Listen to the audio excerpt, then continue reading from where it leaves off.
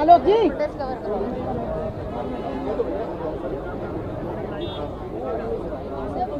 Hello hello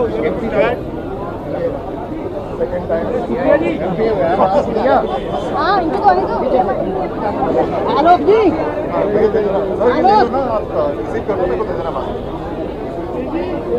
Alok hello how you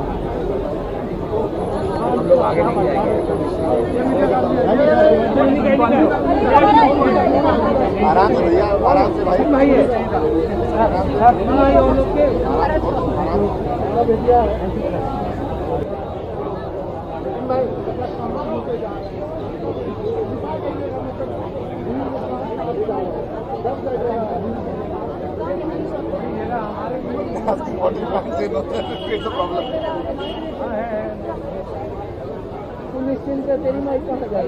आलोक जी अरे सुनो मेरी जगह तो उसको भेजो दोबारा से जल्दी से मेरी जगह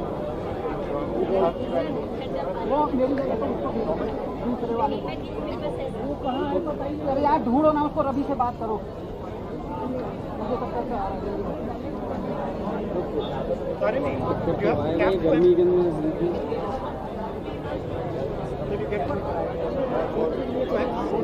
आईडी नहीं दिख रही इस तरह मर रहे हैं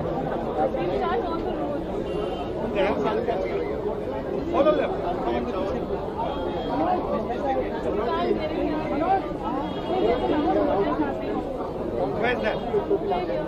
We saw it on the video.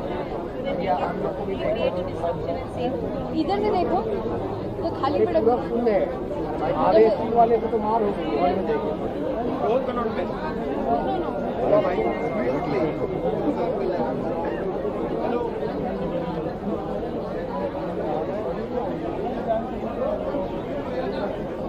बोली बड़ी मुश्किल फोन निकाला बोली दादा तो भाई मेरे पास ने वो रिपोर्टर पीछे लेके गया ना जी क्या करें बताइए अब क्या करें कहाँ राहुल छूट जाए राहुल बाइट देगा निकल जाएगा तो क्या करोगे बताइए सामने बिल्कुल सबसे फ्रंट में खड़ा हूँ मैं वहाँ से नहीं सकता बिल्कुल फ्रंट में बैठा हूँ राहुल जी के सामने बिल्कुल हिल नहीं सकता यहाँ से मैं बड़ी मुश्किल से मोबाइल निकाला जी बोलिए ना जी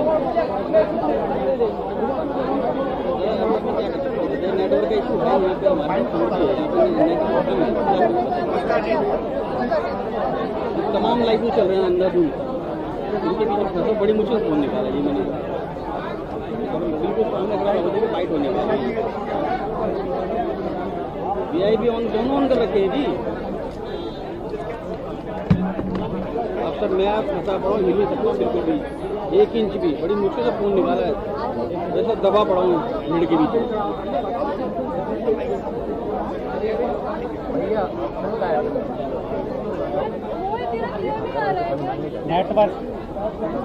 नेटवर्क नहीं है भाई यहाँ पर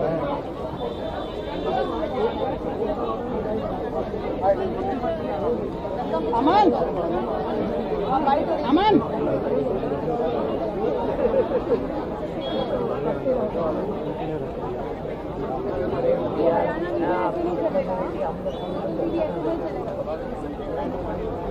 इसको मानी चलिए शेयर कर लेना है थोड़ा सा रास्ते में दादा इधर अपने राइट में बस एक ही घूट आएगा भाई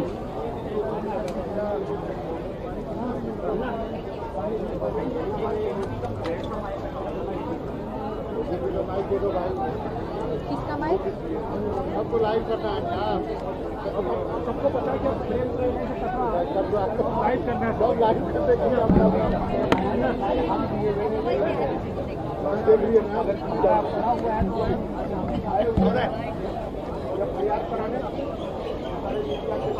ये सलमान साहब की पीसी हो गई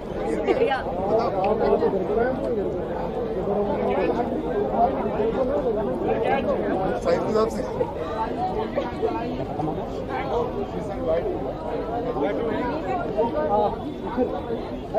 क्या आउट वापिस हेलो क्या कर रहा है नीचे गिर गई कहीं का नहीं रहेगा इससे इसको पकड़ के दे दूं छोड़ रहने नीचे गिर गई नीचे गिरी पैर के पास गिरी हुई पंकज रस्सा टाइट कर पीछे दबा इसको पीछे दबा ढीला हो गया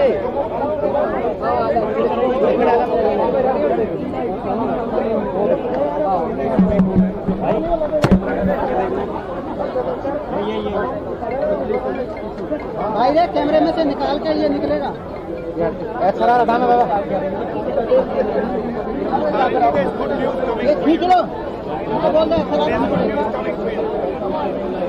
कार है अब यही है वो कार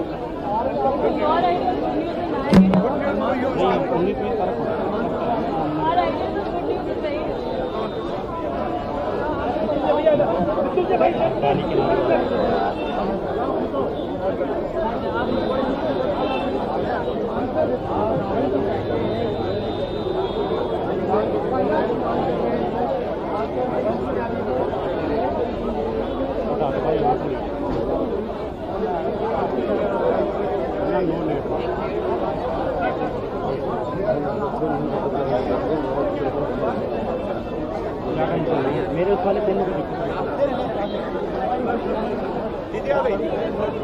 और आपको पता है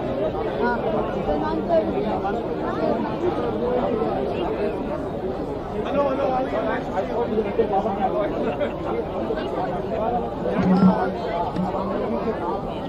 हेलो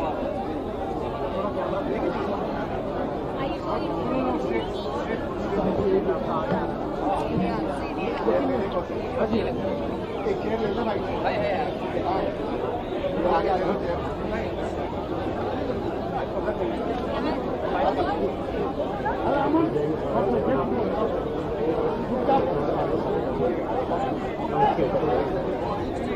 दीदी can sit in. There's no problem. I'm also sitting in two chickens.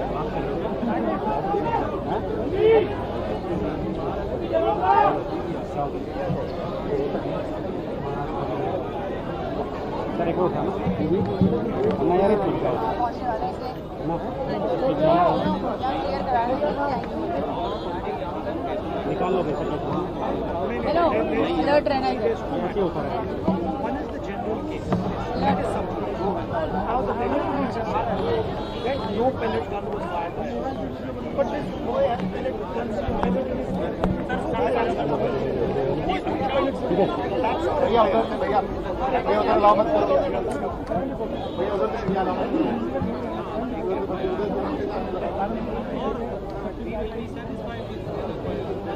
They don't need to see. They don't need to fight that war.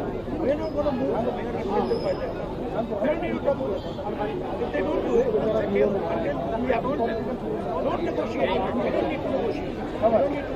If they don't want to do it, they don't have to do it. We're fine. Negotiation को मत भैया भैया वहाँ से नहीं है छोड़ दो Come here, come Come this this side. side, please. Come this side. You're live, na? Don't put the mic.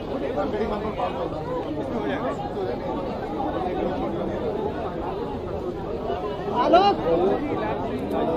आलोक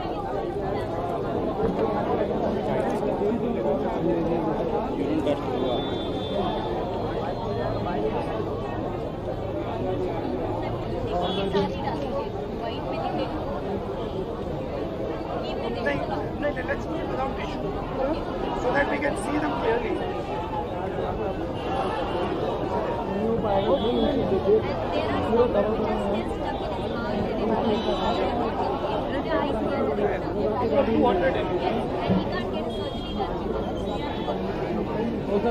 भाई धक्का मत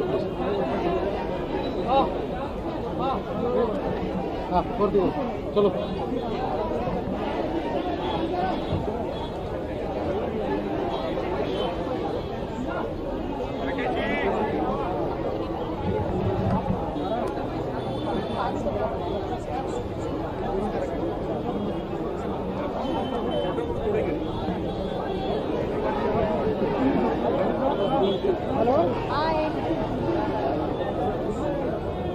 यार मैं ध्यान में तो नहीं आ रहा। कुंदन रवि को ढूंढो यार, दिखता है ना इधर को आ रहा थोड़ी मैं यहाँ से हटाऊँ। इधर को आ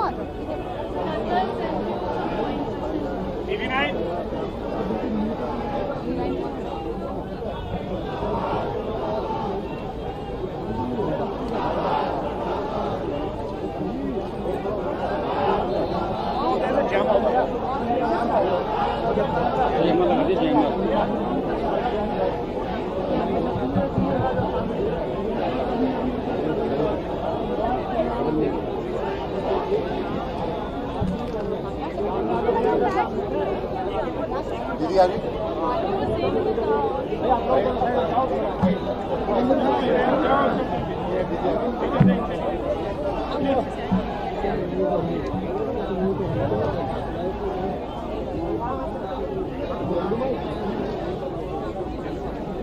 अब कौन सा है? अरे नहीं मैं कह रहा हूँ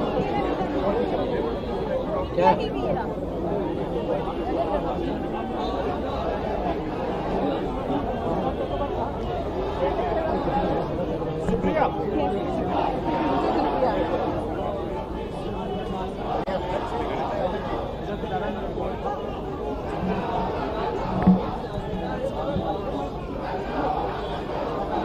भाई थोड़ा स्पेस दे दो तो संभाल लो। ये पेज छोड़ दो, इधर को हो जाओ। थोड़ा इधर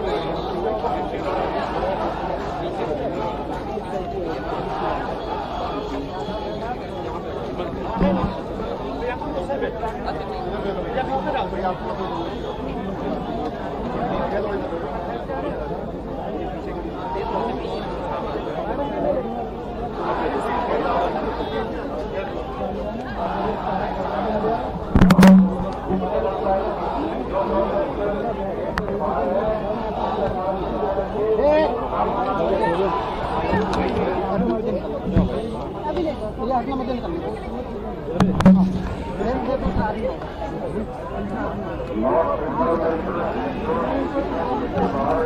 भाई ये दोनों आईडी पकड़ ले।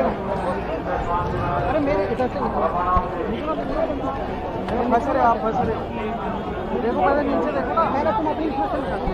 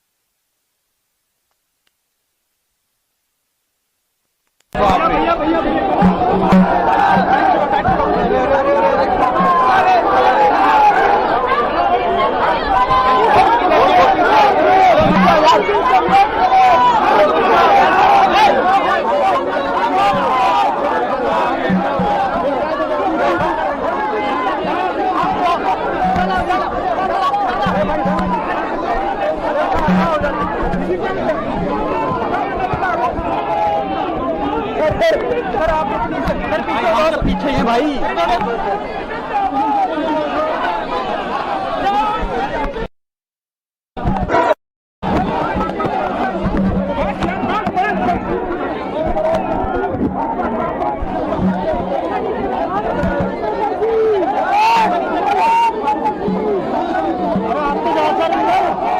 सर आप लोग तो जाइए अंदर, सिक्योरिटी वालों को तो जाने दो यार।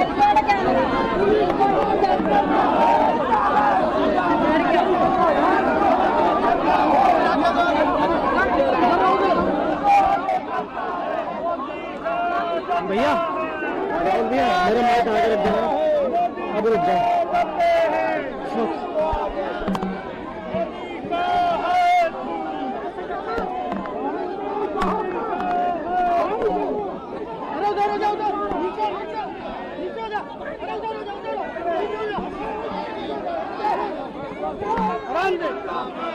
पीछे हो यार, पीछे हो भाई, पीछे हो।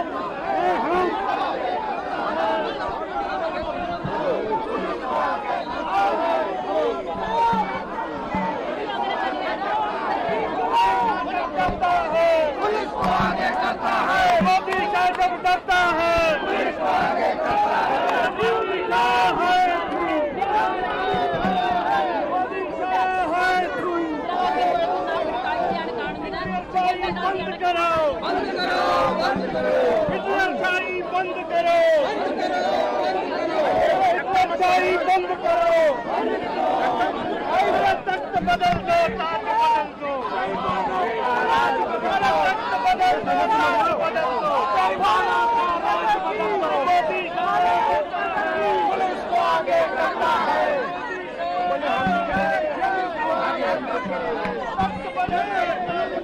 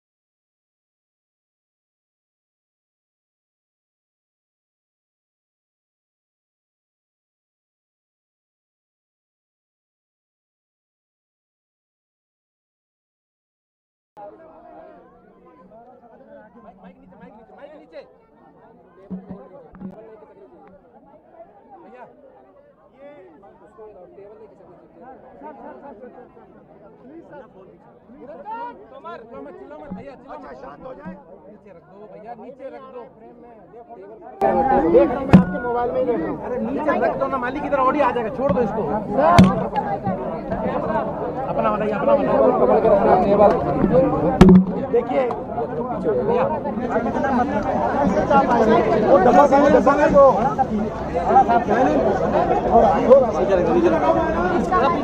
देखिए 14 तारीख को, भैया शांत हो जाए, 14 तारीख को यहाँ पे कनॉट प्लेस में माइक को माइक 14 तारीख को यहाँ पे, भैया शांत हो जाए, फिर नहीं तो मैं बैठ जाता हूँ, बैठ जाता हूँ। बोलिए थोड़ा सा हो गया। आप यहाँ शांत होइए। भैया चुप हो जाओ यार। 14 तारीख को कनॉट प्लेस में पेलेट गन का प्रयोग हुआ। उसका सबूत क्या है? 20 जुलाई को पेलेट गन का प्रयोग हुआ। उसका सबूत क्या है? सबूत ये है, देखिए ये है पेलेट्स, देख लीजिए इनको अच्छी तरह देख लीजिए। ये देखिए ये है पेलेट्स। ये कहां से आए? ये इनके शरीर से आए, दिखाओ। ये इनके यहाँ लगे छर्रे, 200 छर्रे इनके शरीर के अंदर है। 3 छर्रे उस आंख से वो नहीं देख पाएंगे, और इनके दिल के पास, बिल्कुल दिल के पास, जो छुए नहीं जा सकते हैं। क्या हो गया?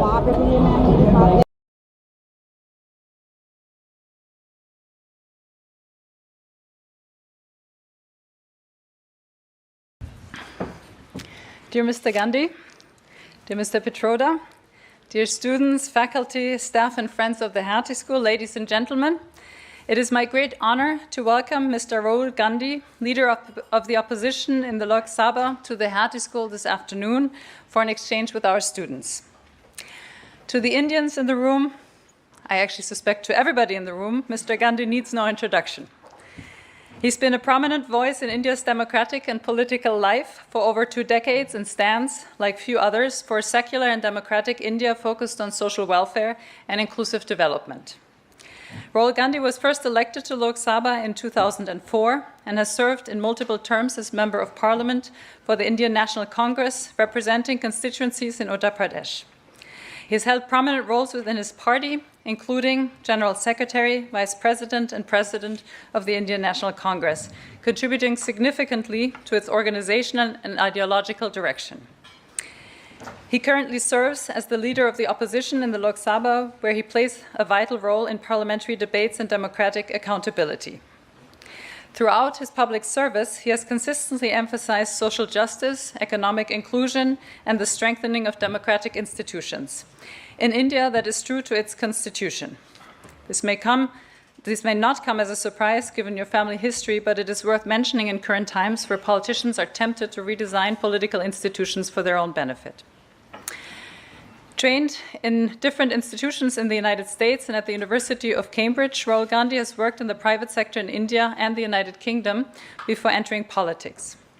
Now, India, we know, is a big and diverse country, and few can claim to know all parts of it well. Yet I would venture to say that you are one of them because you have literally walked across the country by foot, south to north and east to west, in 2 Unite India marches between 2022 and 2024. When you started the first march on the 7th of September 2022, I suspect few believed that you would not see it through to the end. But you walked 3,570 kilometers through 12 states, speaking with thousands of people along the route over a 5-month period. And since you've then gained some practice and you had your walking shoes on, you achieved twice that distance in half of the time, 6,700 kilometers, from January to just March 2024, visiting over 15 states during the second Bharat Jodho Yatra.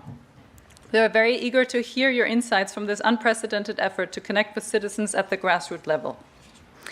As a university that focuses on good governance, at the Hertie School, we strongly believe in the power of ideas grounded in practice and shared through conversation. Our graduate programs aim to create an environment of learning where theory and practice meet and where we cross boundaries between disciplines and countries. With a student and alumni body representing more than 80 countries, we strive to foster a community in which everybody's insights contribute to the classroom and the broader university experience.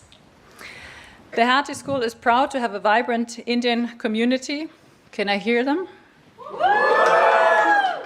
And a strong network of Indian partners developed under the leadership of our Managing Director, Axel Beisch, since 2018.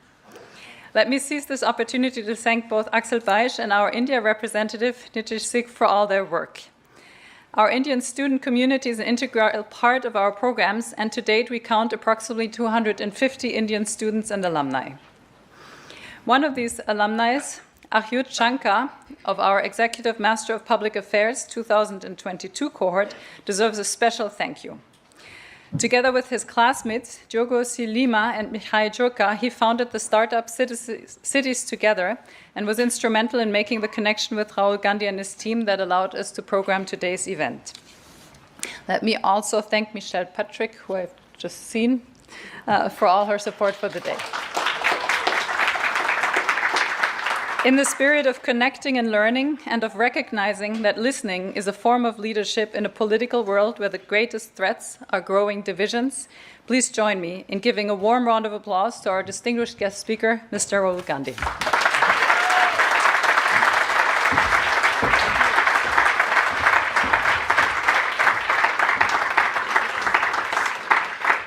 Dr. Cornelia Wall, Dr. Axel Beisch, and students and faculty, thank you for having me here. It's an honor to come here and talk to you. I'm going to speak for about 5-7 minutes just to lay the foundations, and then we'll carry on with question and answers. I think we're in the middle of a transition, a social, economic, political transition that is taking place. At least in India, we benefited greatly from the hegemony of the United States. From the 1990s till about 2010, 2014, we had tremendous advantages because America was the lone superpower. We built a relationship with them, we built a partnership with them. And whether it's Europe or it was us, we lived in a unipolar world where, sure, America had its shortcomings, America made its mistakes, but America defined the rules, America defined the structure. And for the first time, that hegemony is being challenged. And it's being challenged effectively. So what we are seeing is a dramatic reduction in American power. And the challenge that is coming to American power is coming across the spectrum. It is coming militarily. You can see it in Ukraine. You can see it in the Middle East. It's coming economically, financially. There is a challenge being posed on the US dollar, the financial system. And it's pretty clear that the challenges are not to be wished away. At the same time, the United States is struggling internally and almost walking away from its earlier position. And that is really where we're sitting right now. Superpowers are built on energy transitions. Okay, so when you change the way you move, when you change the energy system that you use, that's when superpowers arise. So if you look at the British, they were essentially a coal and a steam engine superpower. There was a transition to petrol and the internal combustion engine. The Americans dominated that. And now we are transitioning to the electric motor, to the battery, and the Chinese are trying to dominate that. In fact, they are dominating that.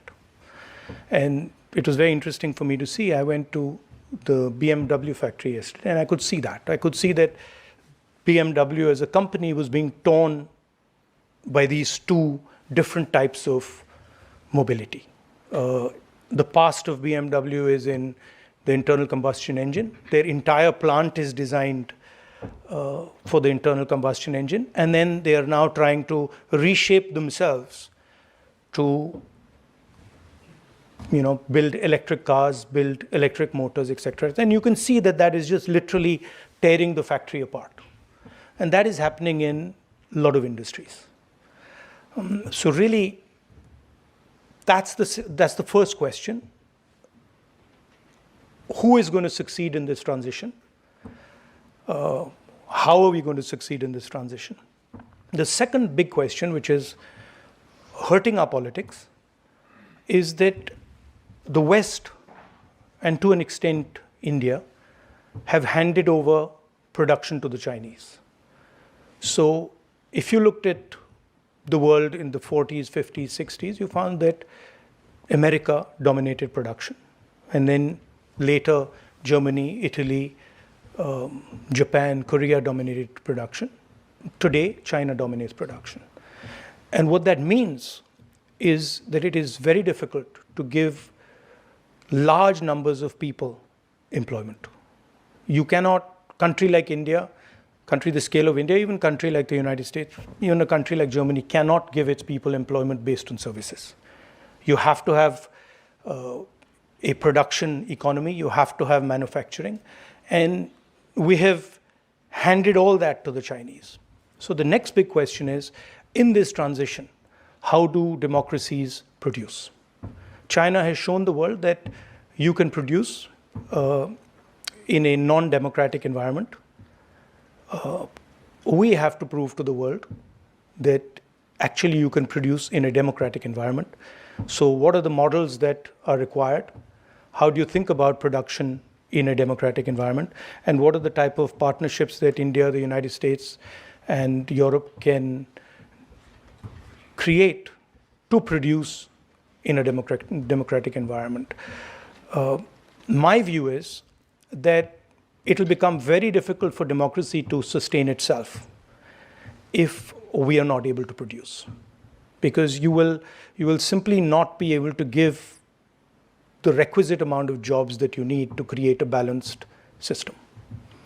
So I think huge part of the turbulence that we are seeing in Europe, in India, and in the United States, the polarization of the politics is because we're not able to give our people jobs.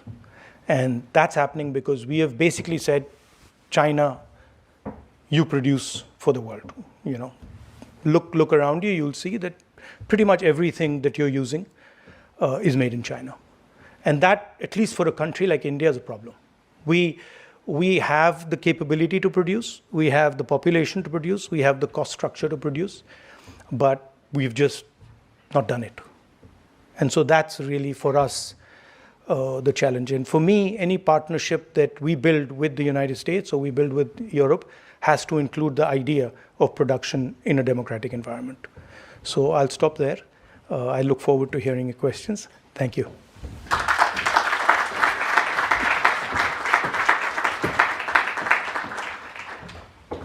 Thank you very much for this thought on the geoeconomic challenges of our times. We can host questions. I don't have an opening question because I actually suspect there is a lot in the room, unless I see no hands, in which case I can fill in questions. But don't be shy. We will maybe collect two to start with. You were first. So there's a microphone coming around, and then we'll move over here second. So first here on the left, please present yourself and ask your question. Thank you very much, Mr. Gandhi. In fact, just before coming to Hertie, my last assignment was working with the Congress, and it was the Karnataka elections, which the Congress did turn around and emerged victorious.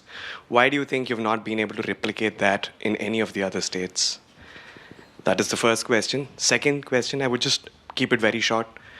If you come to power, how would you create jobs? It's the thing on everybody of our minds. So there are, I mean, we have been able to replicate it. We've won election in Telangana. We've won election in Himachal Pradesh. We've been raising issues as far as the fairness of elections in India is concerned. I've done press conferences where we have clearly shown, without shadow of a doubt, that we won the Haryana election. That we actually don't feel that the Maharashtra election was fair. There is a full-scale assault taking place on the institutional framework of our country. We asked direct questions to the Election Commission. I mean, I don't know if you've seen that press conference. Brazilian woman is voting in Haryana. I mean, is on the voting list 22 times in Haryana. One woman is voting 200 times in one polling booth. And when we are asking these questions to the Election Commission, we're not getting a response. So that's one aspect of it, that we fundamentally believe that there is a problem with the electoral machinery in India. Second thing is that there is a wholesale capture of our institutional framework. When you look at our intelligence agencies, you look at the CBI, you look at the ED, they've been weaponized. Look at the number of cases that the ED and the CBI have against BJP people. You'll find the answer 0, right? And look at the number of cases they have against people who oppose them, and you'll find that pretty much most of them are political cases. And so there is a weaponization of the institutional framework. There's a capture of the institutional framework. If you're a large businessman and you try to support the Congress party, you're threatened. The ED, the CBI, these people land up. So there is an atmosphere in India where the institutions are not performing the role that they should be performing. From our perspective, Congress perspective, we helped build the institutional framework. So we never viewed it as our own institutional framework. We viewed it as the institutional framework of the country. That's not how the BJP sees it. The BJP views the institutional framework of India as belonging to them. And so they use it as a tool for building political power. Look at look at the difference between how much money the BJP has and how much the opposition has. You'll see a ratio, 1:30. How does that happen? I mean, so there is an attack on the democratic system. Now, okay, so then you'll say to us, okay, so what? Well, as the opposition, we have to find ways to counter this. It's not good enough for us to say, there's a problem in the elections. We will deal with it. And we will create a method, a system of opposition resistance that will succeed, right? But we're not fighting the BJP. You have to understand that. We're fighting their capture of the Indian institutional structure, right? And this is not just me speaking. I mean, I travel around the country. This is what everybody says to me, right? The press conference that we did, it was actually information that we got from the ground, from people saying, listen, look, this is what has happened, right?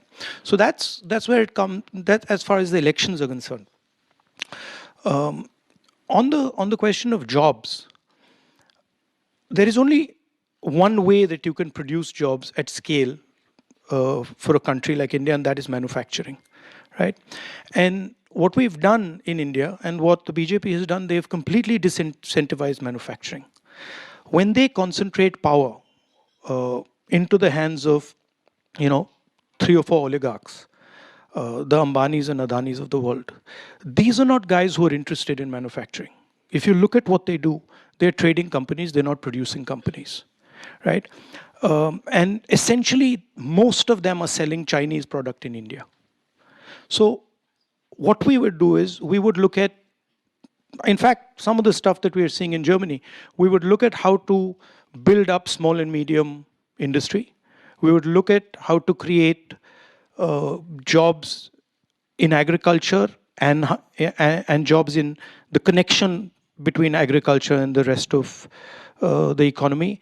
cold chain, food processing, and then we would look seriously at manufacturing, and we would realign our GST, for example, which today is completely anti-producer and pro-consumer. We would try and realign some of those structures. You take something like demonetization, right? Demonetization systematically destroyed our small and medium industry, just wiped them out. Because, in fact, demonetization was an attack on their cash flow. So we would look, we think there is a place for large business in India. And we think there is a place for the Ambanis and the Adanis. But we don't think that they should be the only players there, right? We think that there are many other players at all different levels, and those players should be supported. They should be supported financially, they should be supported technologically, they should be supported by governments. And it's not something that hasn't been done before. India has been successful in manufacturing. In fact, when we were in power, manufacturing was approximately 16.5%, 17% of GDP. It's today 12%. So we've had a decline in the last 10 years in our manufacturing ability. So that's what we do. Let me get the mic back to the front row, and let's try to see if we can group. So one question per person, but do present yourself. Yeah, thank you. It's on? Yes. Okay. Firstly, Mr. Gandhi, I'd like to thank you for having risen from the ashes. Yours is absolutely no small feat of resurgence. I'd also like to thank you and the Indian National Congress for being the only thing standing between India and a full-blown collapse into a totalitarian regime and an Orwellian reality. In the existing political miasma of disinformation and lies, and every institution once held sacrosanct, absolutely jeopardized and plundered, you've chosen to bring a certain truth and a certain basic humane dignity into the fight, into the war, actually. Where does this resilience actually come from? How do you keep walking? How do you keep coming back to this big, incredible idea of India that some of us think has been irredeemably lost? And how do we, who have our own struggles and lives to run, play an active role and support you in this journey of India's rebirth? I'm Aishwarya Sampath. I come from the Dravidian state of Tamil Nadu, which holds the uncontested position of acceding 0 seats to a certain someone who shall not be named. Thank you. Look, there's... Thank you, guys. Thank you. Essential question. If you can hold your answer, I'll add a second one, and then we can take two. So if you can put the mic down. I saw Druti up in the front. We'll stay here. Oh. And then we'll move back. I see everybody. Okay, I'll just sit. Yes, stand up. That's good. That's good. Thank you. Thank you for your speech. And I'm also going to echo something that my other colleagues have shared. In your speech, you mentioned that democracies, that you want to show that democracies can, produce as much as China is right now. But when your democracy itself is under threat, what do you plan to do? We saw something happen last year with the India alliance, but there hasn't been as much of a rigor in bringing the left together, the political left at least, within India. What do you plan to do right now? How do you plan to encourage new young political leaders? What's going on actually is a fight between two visions of India. And it's not me who's walking or me who's doing it. There are millions of people in India who have a completely different vision of India than the government of India, than the RSS. And this is not a new thing. This is not something that has started 10 years ago or 15 years ago. There have always been two visions of India. There has been, in Indian history, throughout Indian history, the democratic impulse, conversations between people, decisions through consensus, and there has also been the idea of a king, right? And essentially, that's the fight taking place. Are you going to be ruled by one person, by the whims of one person? Or are you going to be ruled by a conversation? And there are people on both sides of that equation. There are many people in India who feel actually we should have a strong leader and nobody should question him, and that's it. And let's not have all this discussion. It's a waste of time. And then there is the other side that says, listen, India is actually too complex, too diverse, speaks too many languages, has too many different ideas for one person to decide its future. And actually, India should be a conversation between its states. If you read our constitution, it says India is a union of states. Now, she's saying that she's Dravidian, she's Tamil. This is a particular vision of the world. It is a different vision than, say, the vision of the people in Uttar Pradesh. She speaks Tamil, her history is Tamil, her entire thought system is fundamentally different than, say, the people of Uttar Pradesh or the people of Bihar or the people of Nagaland. So what we are saying is she should have a voice. And we are saying that, in fact, as many different cultures, different ideas should have a voice. And we have shown since 1947 that we can actually do it. That we can actually have a conversation. It's messy. It's not, it doesn't look neat. It's messy. It sort of creates tension sometimes. People get irritated sometimes. But we've been pretty successful at doing it. Now there's a new model which says, actually, we don't want to have this conversation. We're going to decide everything. And we know better than what the people of India know. And that's where I have a problem. Because for me, India is its people. And there is nobody who knows better for what India needs than the people of India. On the India alliance thing, see, you tend to see the alliance building up when an election comes. Look at it slightly differently. All the parties of the India alliance do not agree with the basic ideology of the RSS. That's the point, right? And you can ask any of them. None of them will tell you that actually we believe in the ideological position of the RSS. So we are very much united on that question. But we have tactical contests that take place. And we will continue to have them.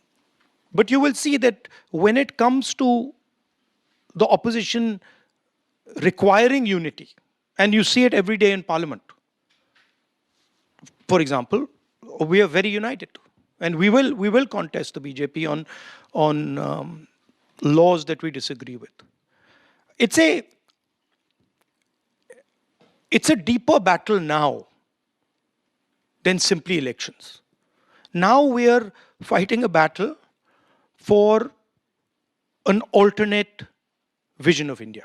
This is what the BJP is proposing, is essentially the elimination of the constitution, elimination of the idea of equality between states, elimination of the idea of equality between languages and religions, elimination of the idea of the central core of the constitution, which is that every individual should have the same value.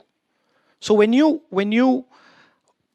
for example, we see a BJP leader voting in Uttar Pradesh and then voting again in the Haryana election, what the BJP is saying is this guy is worth two people.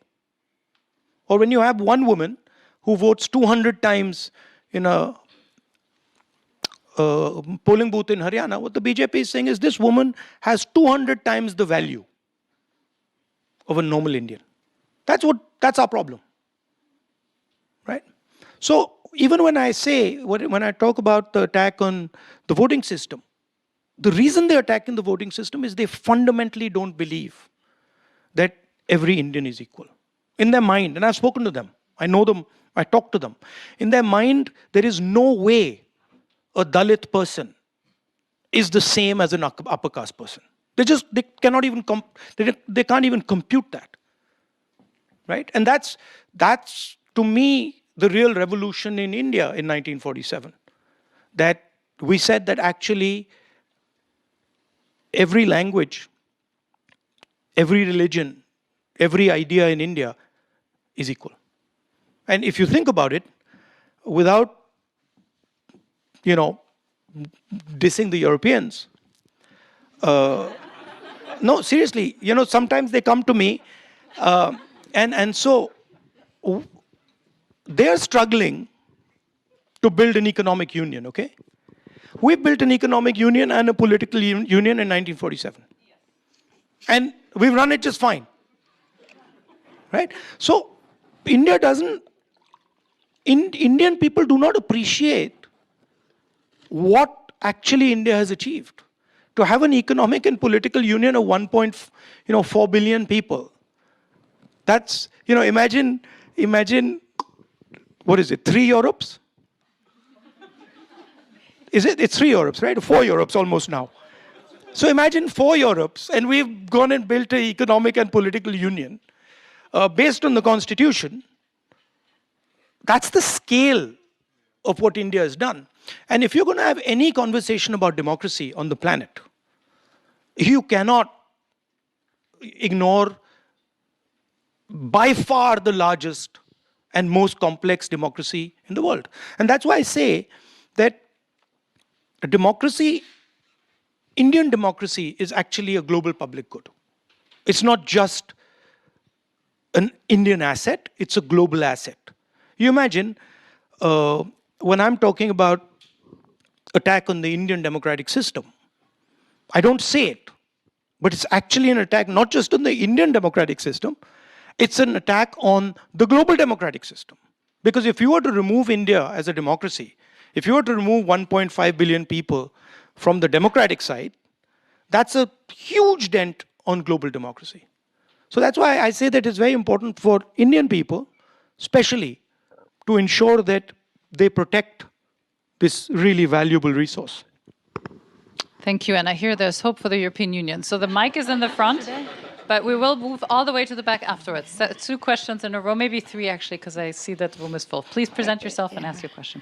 Hello, Rahul. I'm Sucharita. And what you are saying is very correct. My question to you is that your family has been, we really owe a lot as Indians to your family. From Nehru ji till your father, Mr. Rajiv Gandhi. And I don't say them late because I believe these people, they never go. They still stay till the human being are there. So my question to you is, so right now we face a problem of EVM. Because EVM is eroding away the very fabric of democracy. What you said is very correct. People are scared to vote because they know that they will not be getting what they are voting. So as a leader and a very good human being, will you be able to completely scrap this EVM and we go back to paper wallet? Well, I've been saying it. I think most opposition people would agree with you. You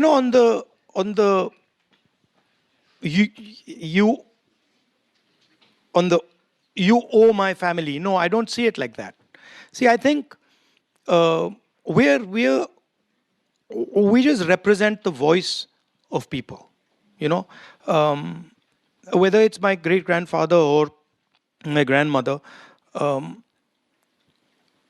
they just represented the voice of people, and because they represented the voice of people, they got love and affection from people, and they were able to do what they did. So actually, if anything is to be owed, it is to be owed to the people of India, not the other way around. Yeah, that's true. I mean, that's fine. That's true. But look, we cannot. There is a number of people in India who support Mr. Modi, and we cannot get away from that fact. But we do not. A lot of us do not agree with his ideology. We do not agree with the vision of India that he has. We think that the vision will fail. We think that the vision has tremendous problems, will create massive tension in India, will make Indian people fight with each other. So we will fight it, right? And it's a clash between two visions of India. Thank you. Teja, present yourself and ask one question. Hi, Mr. Gandhi. Thank you so much for this speech. I want to pivot a little bit away from the democracy questions that we've gotten till now, and I want to go back to your speech. You've talked a lot about production and how it's important to give jobs, but I want you to take a step forward and look at the environment of India. And the complex of environmental governance we've seen from the Modi government, from the Nicobar to the Aravallis recently, and with the intense amounts of air quality pollution in New Delhi, what you're saying adds a humongous amount to the air pollution and to the pollution, to the environmental production of India. And it's going to only make it worse. So I wanted to place your plans within the environmental capacities of India and what we can do. And also, I want you to contextualize your plans within Congress's current governance structure and what your plans are given India's environmental output. This is the expression I hear from many people I meet, right? Every time someone says to me, listen, I don't have a job, right? They're expressing to me the idea that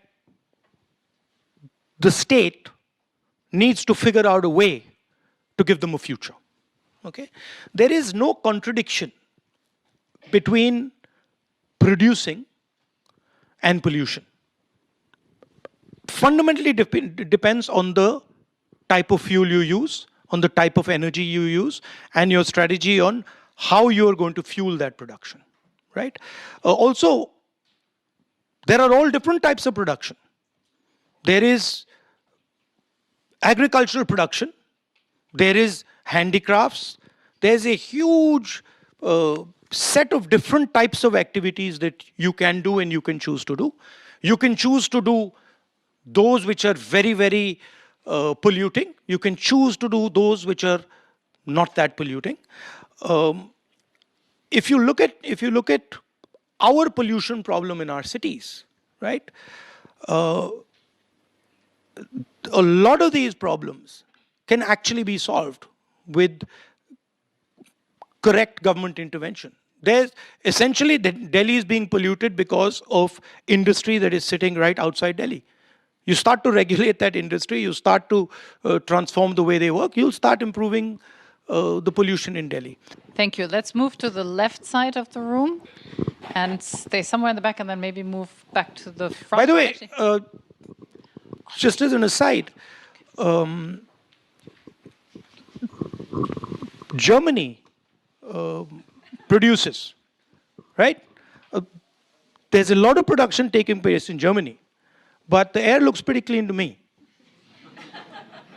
So, right? So this is the idea that if you produce, you have to, have pollution there.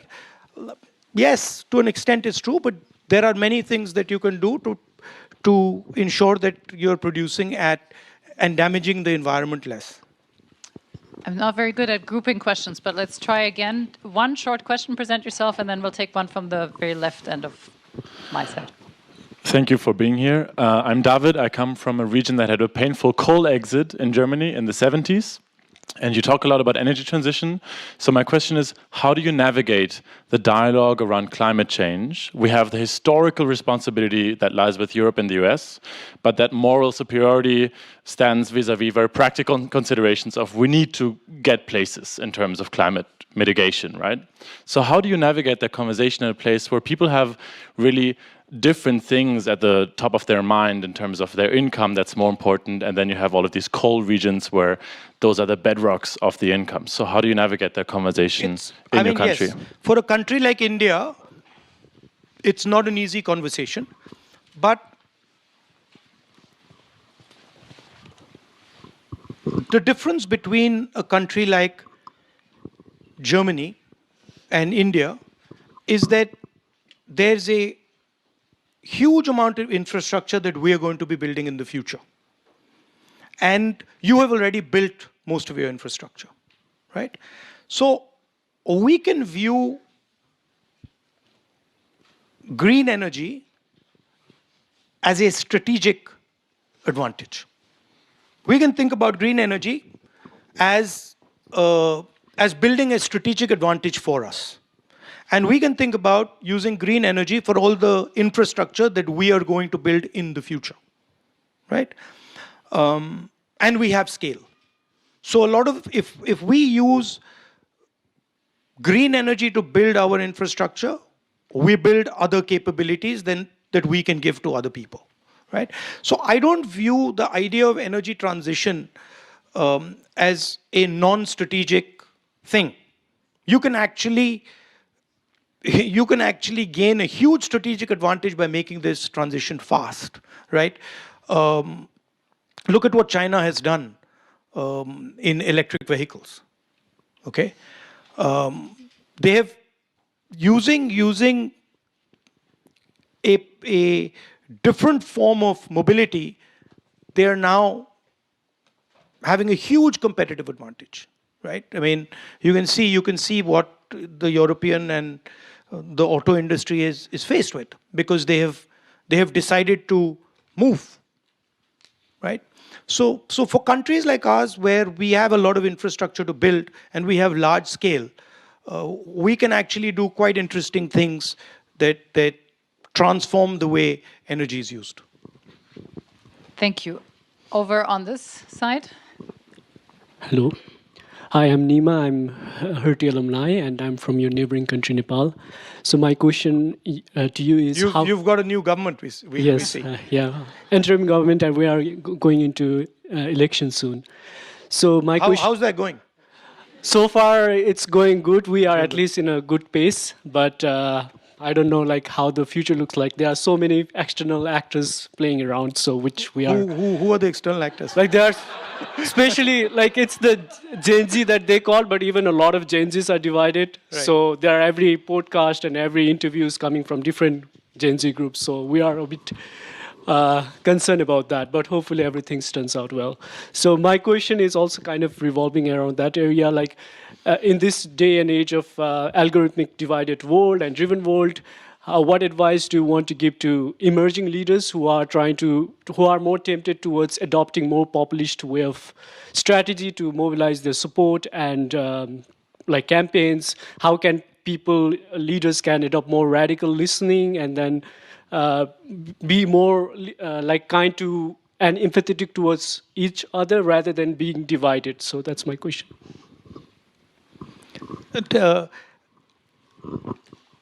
What's your time frame? Yeah, what's your time? Like, what time frame are you thinking about? Like, are you thinking about a 3-year time frame? Are you thinking about a 6-year time frame? Are you thinking about a 20-year time frame? Because the answer would be different. I would say long-term. Long-term. Then, if you're not in a hurry, this is a problem. When a lot of guys come like this, and they don't actually understand, not you, but they don't actually understand what it takes to do politics. Okay? It's not a fun thing. It really isn't a fun thing. Okay? So, the short-term guys will come in and say, I want to do this. They'll identify a problem. Maybe they'll say, I want to be a member of parliament.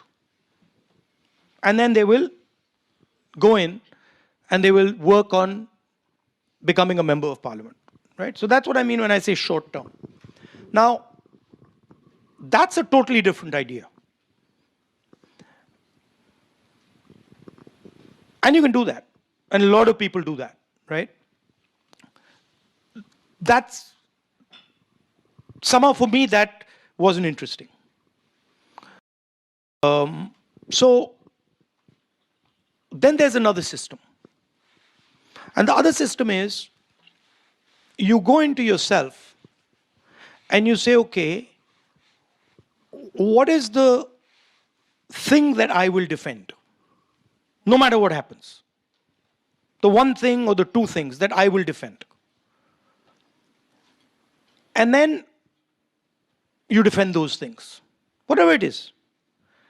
Now, what happens in that system is it looks like you're going nowhere for a long time. And people will say, this guy's crazy, normally. But after some time, you start to get traction. So it's like, you know how compounding works? You know how compounding works? It's like that. So when you start compounding, you can't really see anything. And then you're like, this doesn't work, this doesn't work, this doesn't work. And then suddenly, the thing starts to move. So I had a thing in my mind when I was your age, which was that, can you actually do politics by being truthful? Like, everybody told me you can't. Everybody says, listen, if you're truthful, forget it. And then I realized it's actually the people who are doing the short-term game who are thinking that. Because if you're playing the 5-year game or the 6-year game, then yes. If you're truthful to somebody and he's going to decide whether you're MP or not, you're not becoming MP, right? But if you're thinking longer term, then the truthful stuff becomes gold. Then it really starts to work. So there are these two types of politicians. One who compounds trust. And it's quite fascinating what starts to happen when you do it seriously. It's actually mind-blowing, right? It takes a long time, and people think you're crazy. People really think this guy is nuts. But after some time, the thing starts to work. Like, I'll go to restaurants, and people I don't know will say to me, we love you. Just like that, right? And I discovered this. I'm still answering your question, by the way. And I discovered this, which is that I used to start the thing as a politician, or maybe when you're doing public policy, you enter the room and you say, I know what has to be done. Right? And actually, that's completely the wrong thing. The best thing to do is when you enter a room with 5-7 other people, you say, I actually don't know what needs to be done, and I'm going to listen to what they think needs to be done. And so you move from this thing of talking to yourself and building a little theory of the world in your mind and then trying to run it, to suddenly going quiet and listening to what is this guy now going to say. And then suddenly you start to see that, wow, I had no idea the level of understanding this farmer has. No idea. I mean, like now, I go to a farmer, I just shut up. I don't even talk. Because he's a master of his trade. And anything I tell him about what he does is actually meaningless. So to me, it becomes, once you say, okay, listen, I'm going to go down the trust route, then the next automatic step has to be, I'm going to go down the listening route. Because if I'm going to build trust with Sam and I don't listen to him, that's not happening. So that, to me, if you're serious about politics, that's where the real players are playing. If you're not serious, then do the 5-year thing, 7-year thing, 10-year thing. Maybe you'll succeed, maybe you'll burn out, but you won't enjoy yourself. Okay. Hi, Rahulji. My name is Gayatri Shezwar, and I come from the state of Maharashtra, which has a rich history of resistance and currently a lot of anger with the way the state politics has been butchered. But since we are talking about learning to listen in a noisy world, in this time of total ideological and institutional capture by the ruling government, are we already beyond the point of no return when it comes to listening in the context of democracy and democratic processes? And as my friend Aishwarya put it very well, a lot of us who do not recognize the country that we grew up in anymore, we feel like you're kind of the only thing that's standing in between, like that democracy that we knew and this really dystopian reality. So, well, no pressure. But my point is, everything seems like noise. Where is the hope? No. See, in the beginning I said, look, we had a model that worked for us from 1990 to, I'd say, 2012, 13. What Prime Minister Modi and the BJP and the RSS have done is they've extended that model. So if you look at what they're doing, they have essentially taken the economic ideas of Manmohan Singh and taken them right to the extreme, right? Where we wouldn't take them and we wouldn't allow them to go. But what one has to realize is that the model has collapsed. And the entire conversation that is taking place now, including this conversation, is about what does the next model of Indian growth look like? What does that basic architecture look like? I can tell you already that what Mr. Modi is trying to do economically reached the end of its possibilities about 4 to 5 years ago. It's jammed. It cannot go further. He's got a problem because he's tied himself to 2 or 3 people who are not going to let it reverse. Right? So even if he decides now that he wants to build a different type of model, he can't do it. He's stuck. Because he's invested too much in the Adanis and the Ambanis of this world. They know,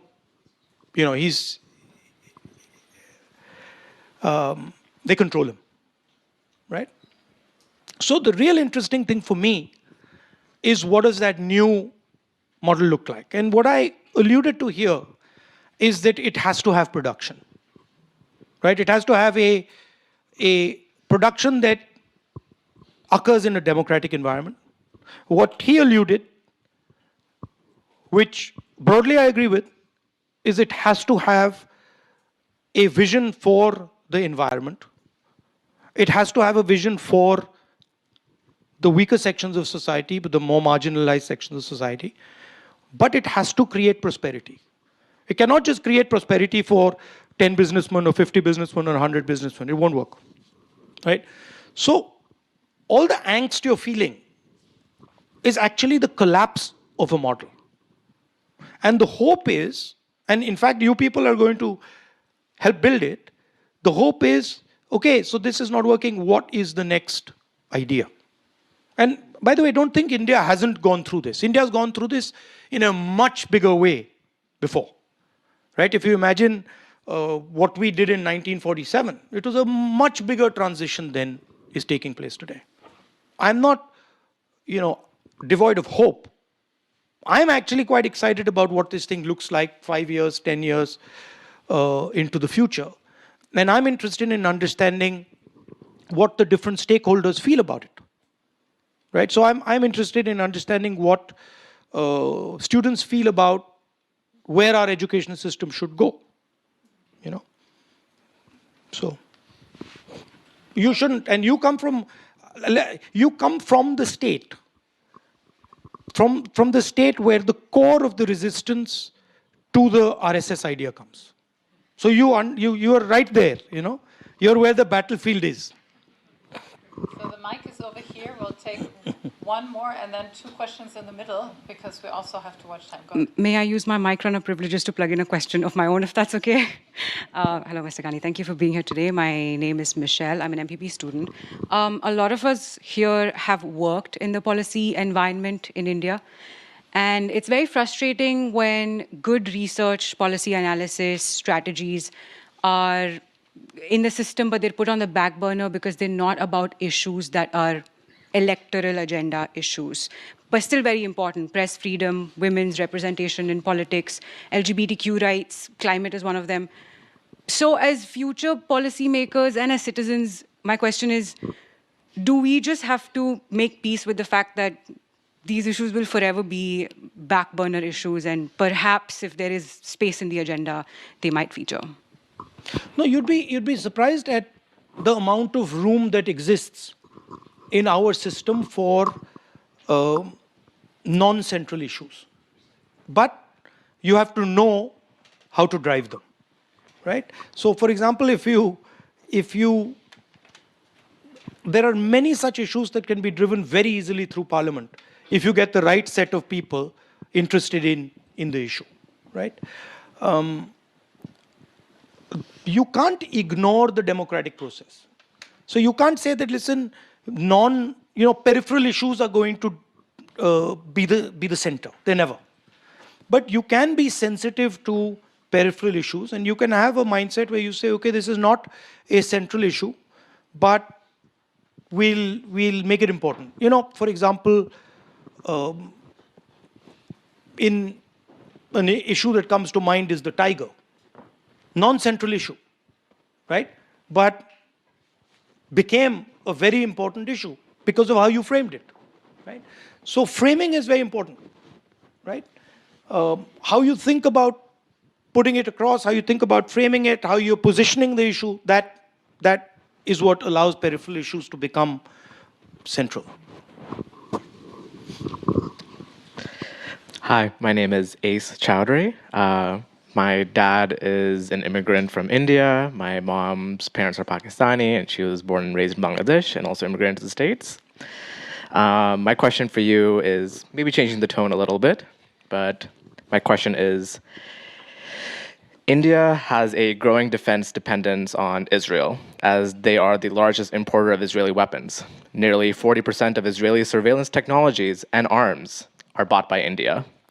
I know you're saying superpowers are dwindling, militarily, societally, and economically. How do you view the future risks of deepening this relationship with Israel while India seeks to position itself with autonomy as an independent global power? No, we buy weapons. Thank you. We buy weapons from a number of people. Yes, we buy weapons from Israel. We buy weapons from the Russians. We buy weapons from the Americans. We buy them from the French. And in a complex environment, we have to defend ourselves. We are trying to become self-sufficient in that space. There's a long distance to go, but we can't get away from the fact that we need to buy weapons from the best possible supplier, right? We're not going to buy second-rate weapons. We're going to buy the best weapons that we need. But on the matter of Israel, I think what Hamas did was absolutely wrong. But I think what Israel has done to the people of Gaza is absolutely wrong as well. And I think the bombing of women and children simply should not happen. So I think that is something that I feel strongly about. And I think responsible people should think about that, should think about what has happened. Two final questions. Michelle has the mic, you have the mic, and then one bit more to the front, somebody else has to grab it. If we can group them, if you hold your answer to the question, we have a little bit more time. So go ahead, please, present yourself. Thank you. Maximilian von Lahr, I'm the co-founder of the Indo-German Young Leaders Forum, an NGO we founded 10 years ago to bring India and Germany more closely together. Basically, a very long-run initiative, so I connected closely to what you said. If you want proper results, they will be 10, 20, 30 years down the line. So my question for you is not political, but really targeting the leaders that we are all achieving or trying to be at some point. So is there, with all the experience you had in meeting leaders around the globe, is there any advice that you could give German young leaders learning from India or from Indian leadership experiences and the other way around? Thank you. The visual representation of a leader. If I ask you, can you visually, imagine a leader with people? what you see is a guy walking in front and a whole bunch of people walking behind, right? Right? My visual representation is walking behind them. So I really liked a Taoist quote I read once, which I don't remember the exact quote, but basically it says that nobody hears or sees the work of a leader. And once it's done, they think they did it themselves. Right? So to me, a leader's much more about connection, about empathy, about listening, than about getting people to follow you. The following happens as a result of the listening and the empathy. And the following is almost a byproduct.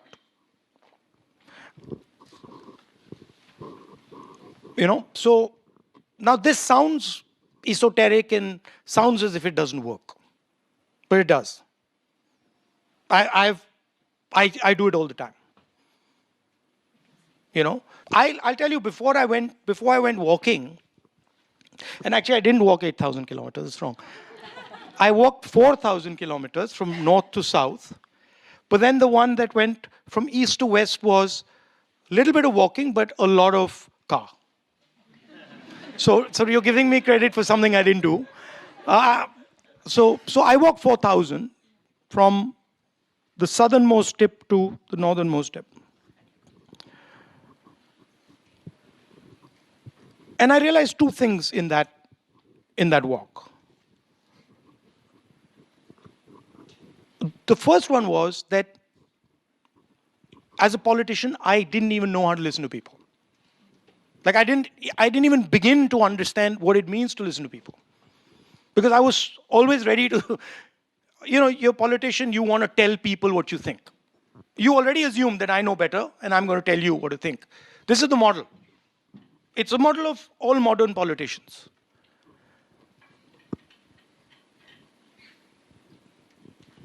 So the first thing I realized is actually I don't listen at all. And listening, by the way, includes listening is not talking to yourself while the other person is talking. You know what I mean? I'm listening to you and then I'm saying, yeah, okay, she's wearing a red shirt and all that. That's not listening. Listening is silence in your mind when the other person is talking. That you're looking and you're silent and there's nothing going on. And you're looking at what they're saying, you're looking at the way they're expressing themselves, you're looking at the tightness in their body, you're looking at that. So you're trying to make as deep a connection with the person as you possibly can. And you're giving them the stage. Fully. And you're not trying to bounce around on the stage next to them. So that's the first thing. The second thing which completely blew my mind was we were walking on the yatra. And I saw this guy trying to come in. There was a huge crowd there. We used to walk in the morning, and there was a huge crowd, and this guy was trying to come in. And the cops were stopping him. So they stopped him. First, he tried to come in, they stopped him, they hit him.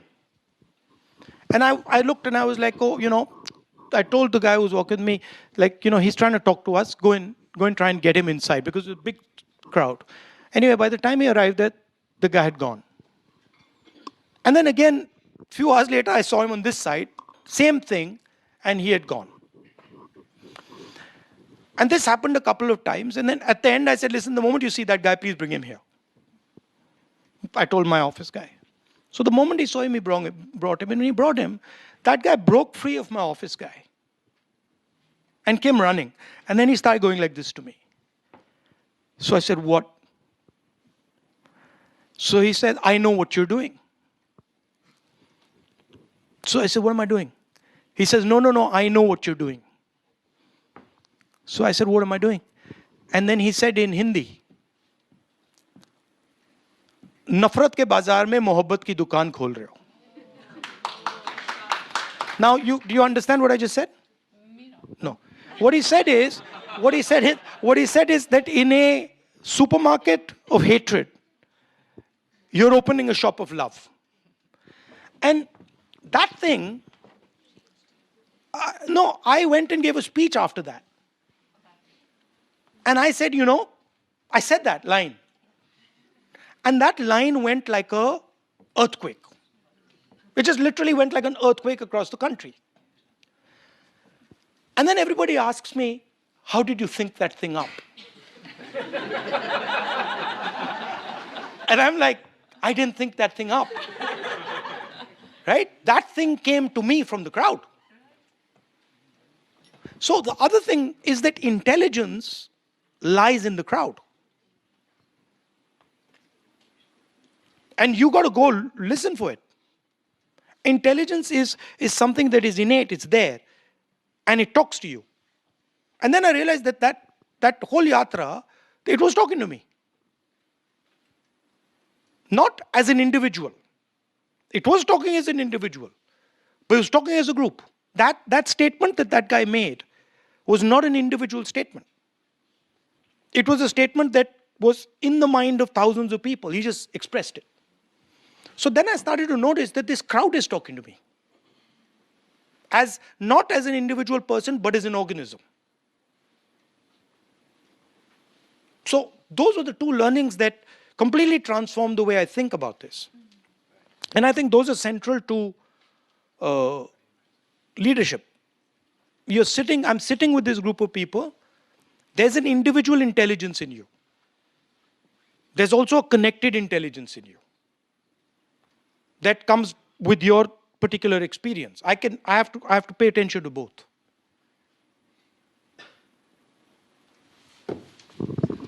So thank you for all these answers. I saw Mujahid Sheikh had his hand up, and I would love to give you a lightning round question if it's very short and it can be answered with one sentence. If not, I'll have you walk up. But if you can, go ahead with the very final question. I'll be very quick. So thank you very much. I think we're all very impressed, and thank you for showing up today and giving us the opportunity to listen to you. I wish you taught the policy process course to our students instead of me. So maybe at some point that happens. And I don't say this often, but my dad was a rickshaw driver in India, so I've broken that socioeconomic barrier to be here in Germany today as a professor at this place. But there are many like me in India who are unable to do that, especially from the community I come from, which is, the Muslim minority in India. I want to know what your vision is for them going forward, because I haven't really heard of that today in your talk. So if in a sentence you can say that. For me, every single Indian, regardless of religion, language, what his father does, should have the freedom to have a vision of his own life and should be able to express that vision and act on that vision. I don't separate people in quadrants of language, religion, in my mind. And I don't like the idea that anybody should be scared in India. This disturbs me. So when the minority community feels scared in India, or the Dalit community feels scared in India, or the tribal community feels scared in India, or a woman who's walking outside at nights feels scared in India, I don't like that. And so for me, that is something that needs to be worked on. And that is something, to me, that is a vision of India where there is harmony and everybody can express themselves. You have a particular religious predisposition, somebody else has another one, there's no conflict between them, right? If you go to the root of all religions, you'll find they're saying very similar things, right? So to me, I value harmony, I value connection, I value respect. And I think an India that gives its people, all its people, respect, connection, is the India that I would look forward to, you know. Now that's a closing word if I've ever heard one. So thank you very much, Mr. Gandhi.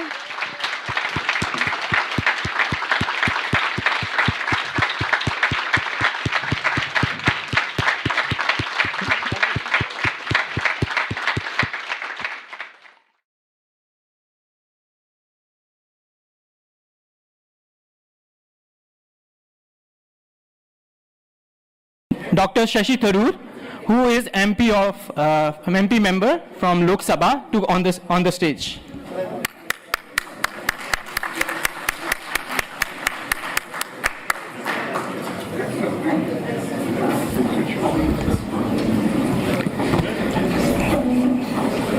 Then Tejaswi Surya, who is also MP from Lok Sabha, to call on the stage.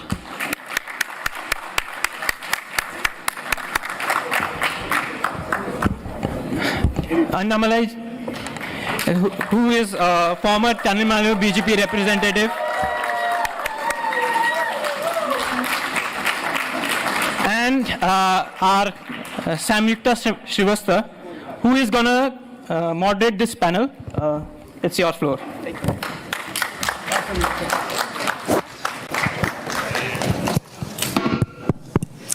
Hello, everyone. I know a lot of people have been waiting for this panel, so very, very honored to be able to interact with you all today. So today's session is framed around 3 themes. So we go into identity, growth, and then governance. And I think everyone is excited to get into it. So we will jump in. So we've come from quite a tumultuous time in India's politics. We've seen a very fascinating set of elections in various states. There have been debates around delimitation. So my first question is addressing the question of identity. Shashi ji, you recently posted about the Kerala story, the true Kerala story, and that you say is rooted in Nehruvian secularism. And Tejasvi ji, you and Annamalai ji often have criticized this view, saying that it is a one-way secularism and antithetical to your ideas of Hindutva as a binding framework. Annamalai ji, you've also been very vocal of your criticism of linguistic politics, specifically in Tamil Nadu. And so we do see a confluence of identity and identity debates that are going on in India. So my question to the 3 of you, and I'll start with Shashi ji and then move to Tejasvi ji and then Annamalai ji, is what principles do you prioritize to hold India together if these different identities come into tension? And what are you willing to compromise, possibly, in order to preserve this national cohesion?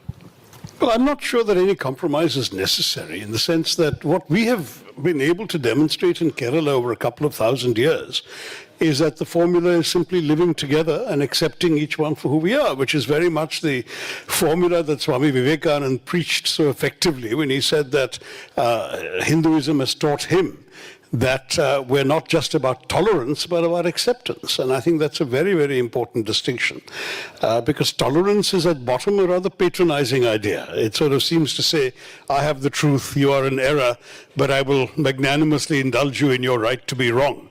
That's all tolerance is. Whereas acceptance, which is what Vivekananda taught, is essentially saying, I believe I have a truth, you believe you have a truth, I'll respect your truth, please respect my truth. And I think that has been the absolutely perfect formula that we in Kerala have practiced since time immemorial. It's interesting, for example, that the only Jewish diaspora in the entire world that has never known an instance of anti-Semitic persecution from the local population was the one that came to India. Acceptance, again, was the story. Similarly, when St. Thomas came shortly after Christ, I think he's one of the disciples of Christ, he was again accepted in Kerala. I must admit he was murdered in Tamil Nadu, but that's another story. Annamalai, no doubt, wasn't in the IPS in those days. And then you also have Islam coming to Kerala, not by the sword as the North Indians have their chip on the shoulder historically. In Kerala, we had Arabs coming to trade with us for 1,000 years before the Prophet. They would come when the winds were favorable across the Arabian Sea, settle in Kerala, marry locally, trade locally, and when the winds changed, they would go back. And this went on literally for centuries. And so people we were familiar with, we were used to seeing coming and going, they brought the news of Islam as news. And one of our kings, Cheruman Perumal, was so fascinated to hear about this prophet that he organized a flotilla to sail off to the Arabian Peninsula to meet the prophet. And most of the ships didn't make it. They got stranded in Maldives or Lakshadweep or wherever, but he apparently did. And one of the visual evidences of his visit is the fact that even today, south of Salalah in Oman, there are Kerala coconut trees growing there, which are not native to the Arab Peninsula. Now, the result of all of this was that people basically learned to live together. And when, for example, the Muslim community first, sometime around 780, 712 or so, about the same time that Muhammad bin Qasim was attacking Sindh, in Kerala, when they were numerous enough that they needed a place to pray, they went to the Zamorin, and the Zamorin said, fine, there's a disused temple, you can have it. And to this day, the oldest mosque outside the Arab world is in Kodungalur in Kerala. It's gone through multiple renovations, so obviously it doesn't look like whatever it did way back in 700 AD, but there's still a gigantic traditional Kerala lamp at the entrance to the temple. Now, this is the way in which, to the mosque, and this is the way in which communities have lived together for a very long time in Kerala, and I believe that's the area that I particularly wouldn't want to compromise on. So what are the principles? Very simply, coexistence. And the logic, I've often said to my BJP friends, I don't understand why you would demonize and alienate and offend 200 million people in our country, because even whatever you may feel or whatever your justifications may be, it's also unwise, because all you need is 1% of them to feel that they have no stake in this society anymore because they're being made to feel so completely as outsiders or as others. Just 1%, and your country becomes ungovernable. Do you really want to do this? It's foolish. It's far better to embrace than to alienate, far better to unite than to divide. And that is a principle on which I don't see any room for compromise.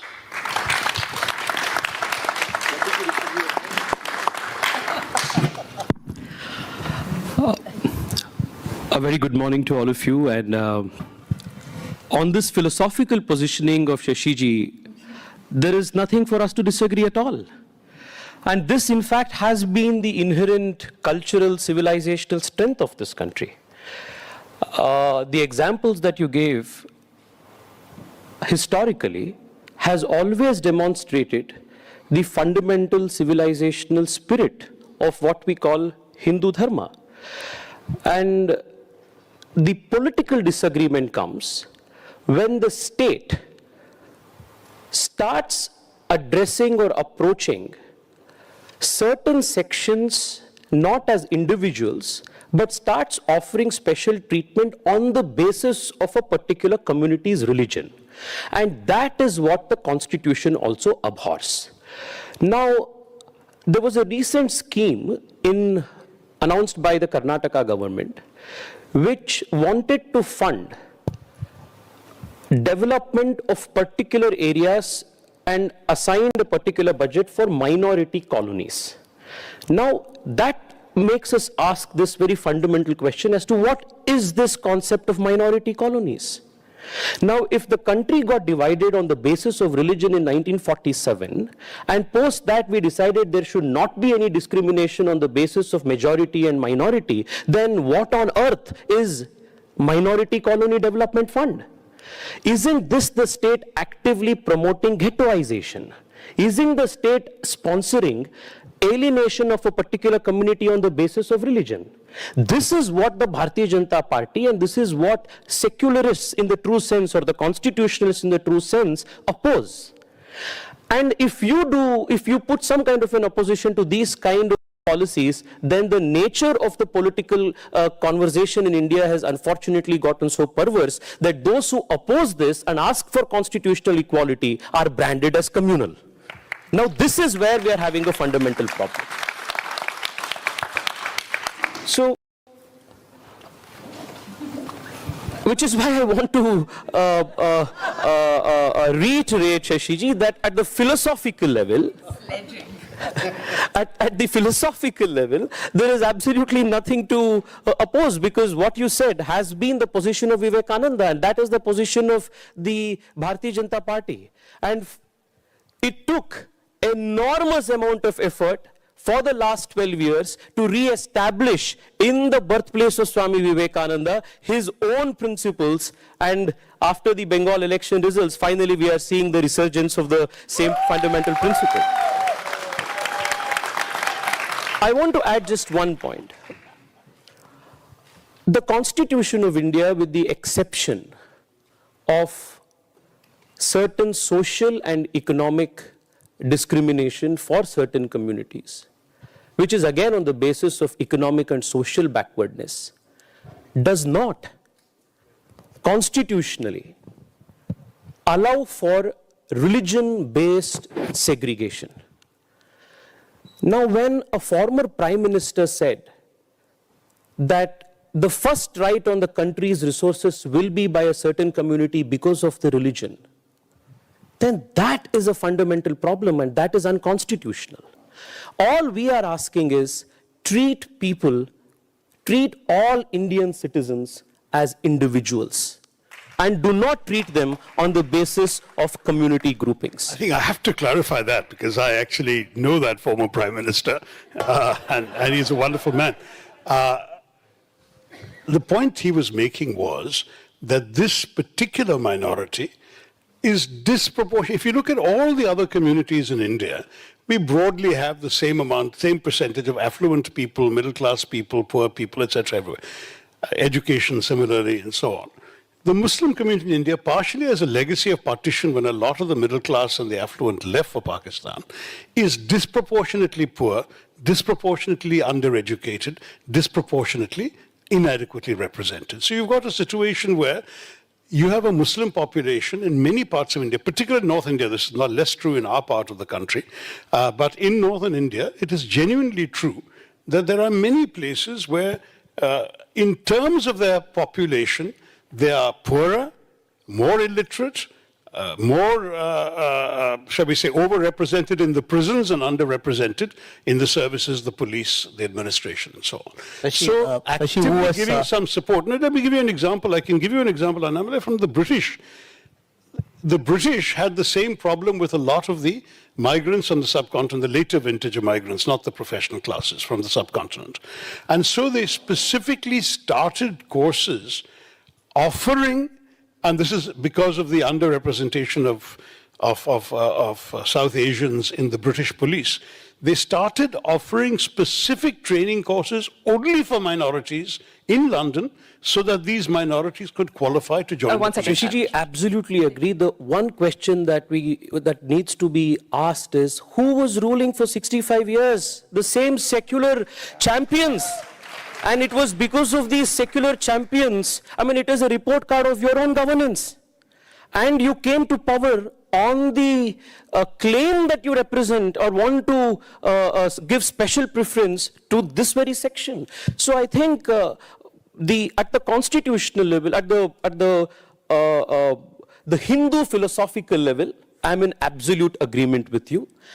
In the premise of its practice at the political level, how it has been practiced, at that dimension, we have a fundamental disagreement, and our position is what the founding makers of the Constitution of India have. Thank you. Annamaliji, would love to hear your thoughts, and also please do comment on Tamil Nadu politics, because we have a lot of people in our comments who really want to hear about this.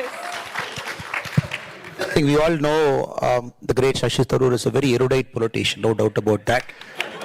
He is trying to manufacture a controversy in Stanford, adding to the confusion that is happening in Kerala Congress for the Chief Minister's election.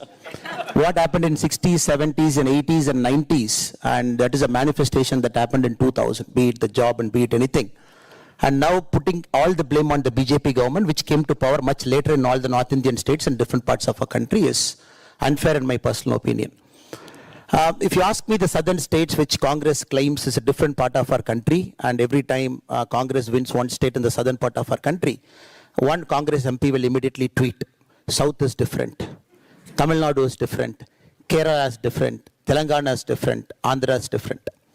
And this is for all the Congress MPs who, Shashi Tharoor is also a very close friend to many of those MPs, those belong to Tamil Nadu. They have to understand, a Congress till now in Tamil Nadu, which was parroting the DMK's language for the last many, many years, one night they changed to Vijay. One night, overnight they changed.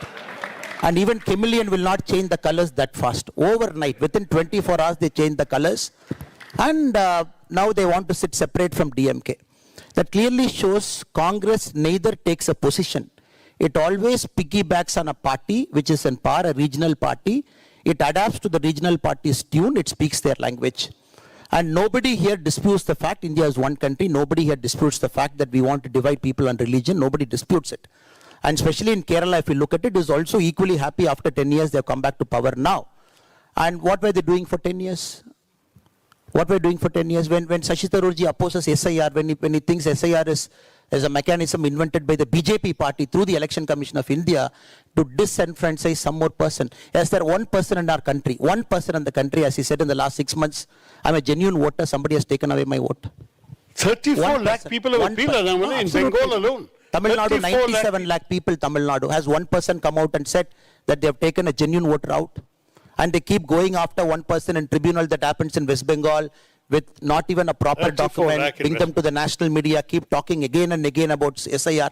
That is the unfortunate part. India's moved, but Congress unfortunately is stuck in 1960. India's moved on. A new generation wants a very positive set of politics, development-oriented politics. We all respect Shashi Tharoor, a kind of erudite person, well-learned person, a person who has served in United Nations, a person who has always kept India's pride and prestige very high. But when he also starts to speak the Congress party's language, that is where we always have a problem. And now just on the record of the SIR, what I have said, the legitimate questions to answer. Look at the Bengal case. 91 lakh names were struck off the rolls. Of those, 34 lakh living human beings have appealed, saying that they are around and they are legitimately entitled to vote. The rules have required each case to be adjudicated individually. So only a few hundred were adjudicated before the vote. To this day, there are some 31, 32 lakh people who might be found to have been legitimate voters in the remaining years while the adjudication carries on, but they have missed their chance to vote. And the BJP won Bengal by a margin of 30 lakh votes. Now you tell me, is that entirely fair and democratic? This is the question that I ask. It's honestly, I have no problem with deleting spurious, deleted, absent, migrated voters. And particularly in Kerala, I suspect the Congress benefited from the deletions because the CPM was long a past master of double enrollment, triple enrollment, quadruple enrollment, the same people in 4 different booths and so on. That used to happen. And so they were eliminated by the SIR. And as you said, in Kerala and Tamil Nadu, there were very few appeals. But in Bengal, there is no doubt there were 34 lakh appeals. And that's 34 lakh forms filled by 34 lakh individuals. And of that, only a few hundred have been heard. So you might find a situation a couple of years from now that it turns out that most of these people are found to be genuine, and unfortunately, they've missed their opportunity to vote, and there's been a profound transformation as a result of that demographic change or that electoral roll change. That's the question. I'm not disagreeing with much of what you and Tejasvi have said, though I will disagree about some things when Tejasvi scores the political point about 65 years the Congress was in power. When Dr. Manmohan Singh made the statement you objected to, he was saying precisely because we haven't tried any sort of affirmative action of this nature for the minorities, they're still stuck in this kind of ghetto, and therefore we need some program to try and push them up. That's what he was saying. You're right, he got shouted down, and certainly you all were particularly vociferous on the subject. But I will say, Tejasvi, with the greatest regard for both you, Tejasvi and I traveled together on this Operation Sindhu delegation. Personally, I have a lot of regard for him and friendship for him, but I will say that this business of alienation comes from a lot of people who are not politically Congress or anything in particular, but who have just felt that somehow in recent years, in the last decade in particular, the kind of othering that has taken place of them from the official rhetoric spouted at the very highest levels of our government, ministers and politicians, has been profoundly alienating. And I've heard this spoken with a lot of sadness, not by firebrands or radicals or potential terrorists, to use the kind of language that we hear from the BJP, just from regular folks who said, you know, this is my country, my ancestors' bones have been buried in the soil for so many centuries. Why do they make me feel as if I don't belong here? And for that, there is no real answer. It's very much a chip on the shoulder that goes back to partition. And I would agree totally with them that partition was the original sin. Once you put this poison in that you are different because of your religion, you can't blame the other side for also saying, okay, in that case, you are different because of your religion. But those who stayed in India did not subscribe to that. And that's where I feel you guys are making a mistake in taking the line you're taking. Samyukta, I think it is my duty to clarify on the SAR part in Bengal because I was in charge of the party for about 6-7 states for the SAR process. So we should put it on record so that people should know, not get misguided. And Bengal is a very peculiar case compared to the rest of the India. Kerala, no issues. Tamil Nadu, no issues. Lakshadweep, no issues. Uttar Pradesh, no issues. Madhya Pradesh, no issues. Chhattisgarh, no issues. All the 12 states that happened in the phase 2 of the SIR. Now why Bengal? Bengal is a very special case. Over the last 10-15 years, if you look at the Form 6, which is a way for a voter to get added, a rampant distribution of Form 6. In the Trinamool Congress government, anybody can just walk in, generate an Aadhaar card, using an Aadhaar card, generate a ration card, submit a Form 6 that gets documented somewhere into the government system. When the SAR happens 10 years later, you claim that it is already documented 8 years before because somebody has given you a fake Form 6 and some tahsildar has taken and put it on the system. Now that is why for Bengal, the Supreme Court has said there is a special clause. The special clause is a logical clause. If you claim your age is 24, 20 years later, what was your age? Please prove your parent was here, your grandparents were here. So let us not confuse all those things. So Bengal is a Supreme Court monitored SIR process. Adequate number of time is given. Let Shashi Tharoor is free to have his own opinion, but we believe it was a very fair process done by the Election Commission of India. But coming to the Tamil Nadu part, which you asked in the first instant, which I failed to answer. Tamil Nadu is a black swan event. It happens, and it's a good thing that happened. And just like the startups here, and a rupturing of the system has to happen at some point of time. The system got overloaded too much, and national parties were also not very bold to go beyond Vindhyas and take the bull by its horn. And they had this kind of a trepidation to go on. And the weight was too much at the top, and Dravidian political parties and language model and national parties were also afraid this is the way to go because you want to deviate from the norm. The regional parties, the so-called partners were with you. They thought you were taking the wrong route. And I believe it's a good thing that happened for Tamil Nadu, a rupturing that happened, a black swan event. Now we are there to go and clear it in the next 5-10 years. We will do the clearance. So that is not a big thing. And I always welcome it. I'm very clear from day one.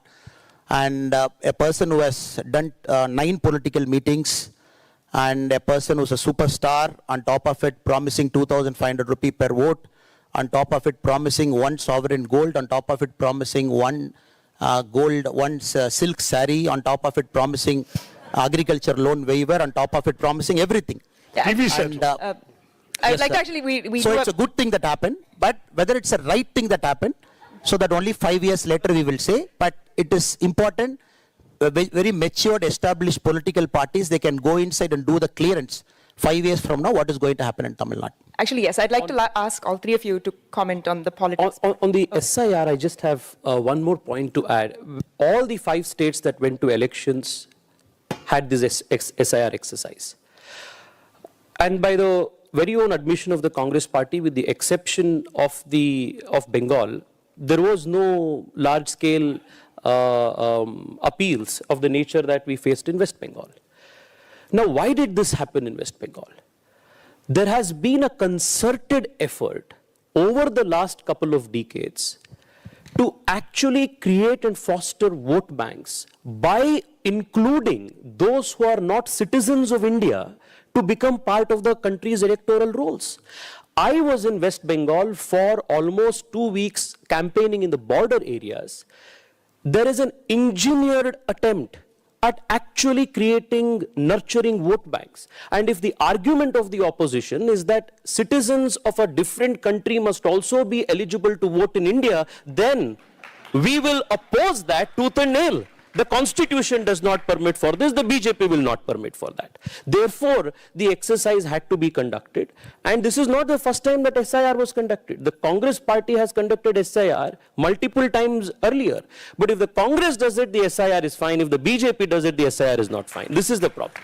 I'd like to switch gears a little bit. I know this debate we could probably take on for another 3 hours, and I know everyone's really enjoying it. But I want to switch to something the three of you actually are in agreement about. So that's the question of urban governance. So Tejasvi ji, you've spoken a lot about your plan for Bengaluru's in terms of waste management and improving infrastructure. Annamalai ji, you've spoken a lot about the management of flooding specifically in Tamil Nadu and some of the policies you disagree with on that track. And Shashi Tharoor ji, you've spoken a lot about air quality in India, and I'm sure that's a concern for many young citizens who are here who want to go back to India and work for the country. So in that order, I'd like to ask you all, what if, let's say, this is a safe space, what would be the one thing you would do, minus any if you could wave a wand and do one thing that you think would improve urban governance in India and solve some of these infrastructural challenges, what do you think would be your top? I'll start with Tejasvi ji and then we'll... Yeah. Well, in the keynote, Arvind Panigaria ji made a mention about how urbanization can actually unlock a great economic potential for India. And I think in the coming decades, India needs to make concerted effort at not only a series of big bang urban municipal reforms, but also really building world-class cities. Now, I'll give you an example. I was in Tokyo a couple of months ago to study their public transportation, and we had a conversation with the mayor of Osaka. Now, there was a suggestion that came that Bengaluru and Osaka must come up with a sister city agreement. The consequential question was, now who should the mayor of Osaka talk to in Bangalore? Very good point. Now, this may come as a surprise to many, of course, not for the Bengalurians sitting here. The last 7 years, we don't have a functional corporation in Bengaluru. We don't have a mayor in Bengaluru. In the last 6 years. And this is not the case with just Bengaluru. This is a case with many, many urban municipalities and cities in the country, because the 73rd, 74th Amendment that was carried out to the Indian Constitution, empowering our municipal and urban local bodies, did not truly, in the true sense of the Constitution or the spirit, empower financially, politically our urban local bodies. I remember Shashiji had also piloted a private members bill in the parliament to actually strengthen the electoral and political and financial empowerment of the urban local bodies. I think that is a fundamental problem. Bengaluru, a city of 1.5 crore people, in the last 7 years has been administered by 2 bureaucrats. Now, that is a fundamental problem. Second, I think flowing from that, we need to address a lot of urban municipal governance issues, because unless you have an effective city government which is elected by the people and accountable to the people and has its financial and political empowerment in the right sense, they will not be empowered to actually